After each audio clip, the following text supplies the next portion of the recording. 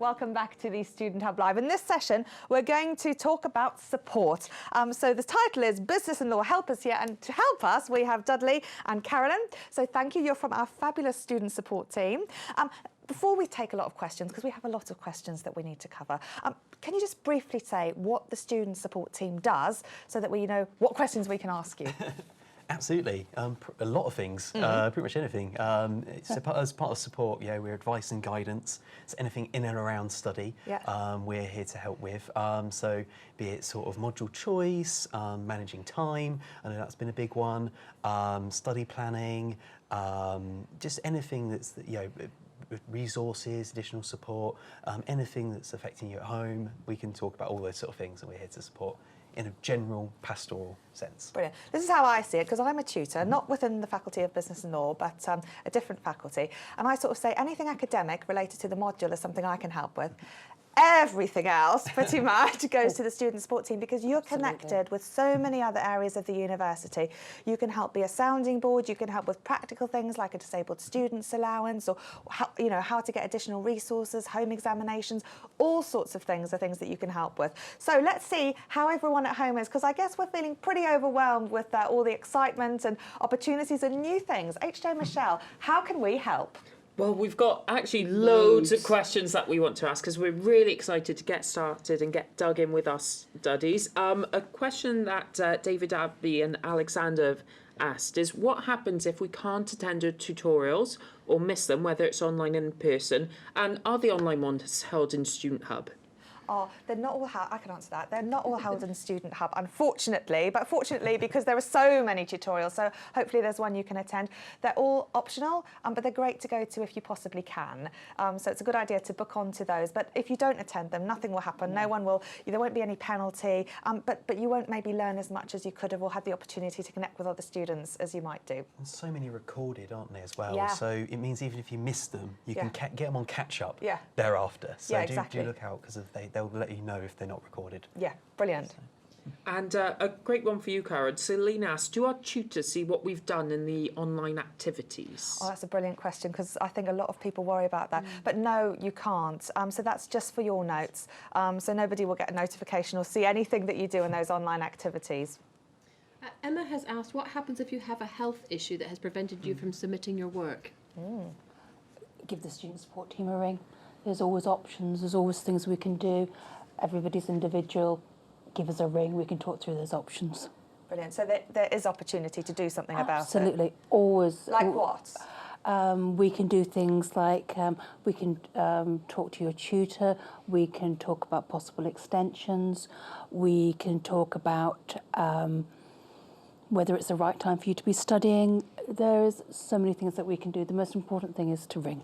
And I guess if something is happening, you guys know the various options of support in place for people. It might be something. Absolutely. I've heard about how sometimes a screen reader or a blue screen on somebody's computer can actually revolutionise the way that they're studying. So sometimes it can be something practical you can help with that can help get people back on track. Yeah, absolutely. Yeah. Zoe has asked whether it's possible to have a home exam. It is, yeah, isn't it? How do they work? So, one of the most important things is if that's going to be something that you feel that you may need, is speaking to our disability support team. So you can speak to us, we can liaise with them as well. But we have a disability support team. If you set up a disability support profile using, there's a disability support form that you can access via your help centre. It's really, really helpful. Raising that is entirely supportive, and then there'll be an auto-generated contact made any time you have an exam coming up. We have a team of specialists called Radar who put in reasonable adjustments, and they will then contact you and they will then speak to you about all the different things that can be. And that can be things like home exams, PC, additional time, rest breaks. All these adjustments are possible for the Open University by letting us know of the Most circumstances. students don't like exams, so can this qualify if you just don't want to do an exam and you'd much rather do it at home?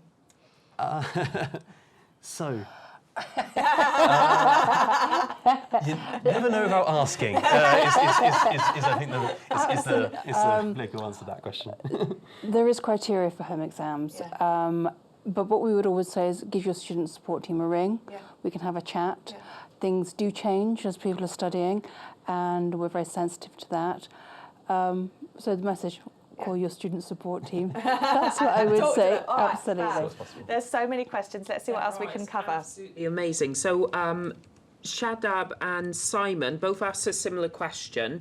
Do we have to work to a fixed timescale, or can we just get the hours in where we can? Well, as a tutor, I mean, you have your study planner, which we've seen, which is Yes. great to be on track with. But the brilliant thing about the OU is this flexibility. I mean, in my experience, sort of, you know, when students do get behind, it's harder for them to catch up. I don't know if you guys have experienced that, but some students will have something major that happens, and then they'll think, after that time, I have a clear run so I can get back on track. Yeah. How do you guys experience it? I think it can go one or two ways. There absolutely can be a domino effect. The idea of having an extension and then it, snowballing into the rest, but that isn't always the case. If it's something where it's only something that's popped up over a week or two that's led to you falling behind for 2 weeks, it isn't impossible to catch up. There's lots of ways that we can work around that. And the joy of the OU is that flexibility. If you want to, if you're a night owl and want to work at 11 p.m. and that's best for you, and you absolutely don't have to work to any particular schedule. It's finding the time for you, and then speaking about it, finding ways to work smart as well. If we do need to catch up, is there things that we can prioritise for the time being? Because that's important. Well, that's a key thing, isn't it? Because sometimes there's so much in, especially a level 1 module, and not all of it is absolutely essential. Some of it matters more than others. Some of things you could maybe park till the holidays and revisit if you don't have time to read. So knowing that criteria is really important. Absolutely, and I would say, where possible, do attend the tutorials on a Saturday. I studied last year, and it makes such a difference. You get a chance to talk to tutors, you get a chance to meet your peers, you can have a great chat, and you can find how they're working and what works for them. But as far as falling behind is, don't be frightened to call us. It's really, really important, and let your tutor know. No. Very often I've made a plan with students and we said, that's the bit to concentrate on, and we can work together on that. Other questions? Yes, so question from Alexander, Yusmeri and Sarah. We'd like to know generally, where would the exams take place? When do they usually take place?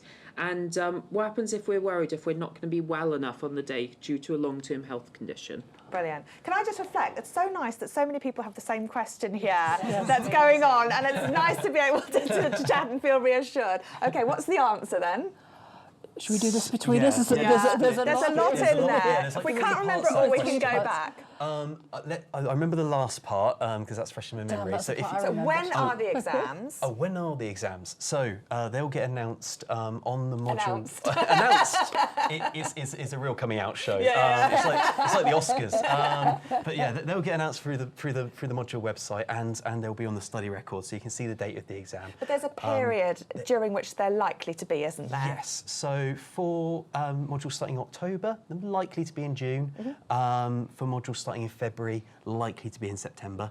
So yeah, those are roughly the months that they'll lie in. Do you want to take the second part then? What was it? Could you just let me do the second part? Where, and what happens if I can't attend or worried about attending due to a health condition? Thank you very much. So once you get the information about your exams, it'll say very clearly where your exams are. So it'll say where you need to go, it'll say the time, and that'll be plenty of time before you actually have to take your exam. As far as not being able to attend the exam, bring your student support team. We get these calls all the time. We can talk again, I keep saying it, but I will keep repeating, there's always options, always options. We can talk about maybe deferring it to a different time, putting special circumstances in. Please know that there are options, and just call us. Brilliant. Okay. Well, that's absolutely fascinating. Michael wants to know, he wants to try the TMA system. So other questions we've been having about how you submit assignments. And he'd like to know whether he can submit a dummy TMA. Yeah, absolutely. Like a blank Word document, just to test, see if it works. You can. When you go onto your module homepage and you see assessments, there's a link that will let you submit a dummy TMA. If you submit that, then your tutor will put it back and actually you get 100%, which is really nice. Yeah. So It's a yes. downward slope from there. But Michael, if you are doing that and it's not an option in your module, which sometimes it isn't, your tutor may not have a notification. So if you don't hear back, don't think you've done the wrong thing, drop them an email and say, oh, I sent you a dummy TMA, and then you can go and pick it up, because we don't get notifications that those have necessarily been sent if they're not something that are within the module. So do that. But it's a great idea, because then you'll know you can work the system and submit TMA with confidence, and also check that you can receive your tutor's comments, which is the other really, really important part of Absolutely. testing that system. Yeah. Brilliant. Have we got some more questions? We do indeed. They keep coming. These students are great. We have Rastika who's asking, I am from France. How do I take part in the exams? So, we do have exam venues abroad. There's no excuse. Yeah, they do exist. You don't have to come to the UK if you don't want to. France, I'm sure, is lovely. So, we stay can there. go there. Yeah, we'll come there. So, yeah, no, there are overseas exam venues, and if there isn't an exam venue that's established with the OU, we can set up a non-established exam venue as well, and that's one where, let us know if the exam's not convenient or it's at a weird place. We do always try to accommodate the exam to be in the most convenient place based on your geographical location. We've got 33 people watching from Europe right now. Oh, wow. Hi. So, You're welcome to you. It's fine. Brilliant. We have so much stuff to cover, but I want to cover everyone's questions. I know, it's amazing. One thing I do want to say, though, is when I had my exams, it was at a local university, which was really nice, because we were all gathering there and we were all quickly looking through our notes just to try and get all that knowledge in, which probably may not be the best idea, but it was in a really good location. And like our guest said, they tell you so far in advance that you can prepare to go to it. You can travel the route beforehand to make sure you get there on time. I took the bus there just to see how it was. And overall, there's a lot of support for exams. It's probably not a good idea to book a holiday in that month, because you might not then get the support you need, especially if you're going somewhere like France. But we have had students, though, who've gone on holiday and asked for their exams to be moved to their holiday destination. yes, that's an excellent idea. So I was like, I'm going to Tenerife, but can I just have one day on Wednesday? I have to go to the exams. Oh, okay. Reasonable adjustments. Carry the revision with you. I just want to pick up on something lovely Elizabeth said. She said it took me half an hour to be able to write into this chat because she's very anxious. But it's lovely that you said hello in the chat, and it's great to see you here. Because we've got people coming in, I'd just like to say again that anything goes in the chat. We want you to introduce yourself, ask your questions, tell us what you think or what's going on with you. But we'd love to hear from you. One great question, because we've got so much and we may not be able to cover everything, Aidan wants to know, what's the easiest and fastest way to contact the student support team? Oh. I say phone. Absolutely. I say phone. So on the student home at the top, there's a Contact the OU tab, and you can get our details from there. Absolutely. There's phone, Yes. there's email, if you prefer. There's also web chat. You can contact us via that means as well. Yeah. And you've got very sociable hours. We do. 8 a.m. till 8 p.m. Mondays to Fridays. And then 9 a.m. to 5 p.m. on Saturdays. Brilliant. And closed Sundays. But that's Closed very, Sundays. very good. Lovely. I think what's really nice is a lot of people, and I'm so impressed by this, are sharing how anxious they are. And that's so important. If you are feeling worried, if you are concerned, share it. I mean, in the chat box, people are helping each other already, which is absolutely brilliant. And there are a lot of people having a lot of medical conditions, and it's really nice that we're able to say that we can support them in here. And they've said, this is lovely from Amber, she said, this chat has really put my mind at ease now, so I feel I can ask my silly questions and not be judged. Right. And that's really important. There's no such thing as a silly question. Just ask it. Absolutely ask away. And Student Hub Live has events throughout the year, so there's lots of opportunities to come in and ask questions. But speak to your tutor, speak to the student support team. And you've got a session a bit later about staying well and your worry monster, I'm sure. If you could only write down everyone's worries, Michelle, and put them in there, we'd be fine. He would be a little obese, I think. But it is great. And like we've said earlier, for those of you who've just dropped in, this is all available to watch on Catch Up. Nothing here is fundamentally new, so you aren't missing anything if you've just joined right now. You can catch up on things we've been talking about. This is just a great space to be able to come in and say hello and meet some of the team and meet other students also. Do we have some more questions? Plenty. Simon asks, do you provide help to apply for with maintenance loans, as I really need a new computer? And I suppose more generally, do you help with student finance applications? We, again, give us a call. There are funds that we can direct students towards. There's a lot of information on the Help Centre about that sort of thing. So if you are on your student homepage, if you click onto the Help Centre, and then you will see a tab that says Ways to Pay. Click on there, and then on the next tab, you're going to see more help with your funding. Click on that. That's going to tell you things about maintenance loans. It's going to tell you things about how to get help with perhaps things like your internet charges, cost towards a computer. All that information is there.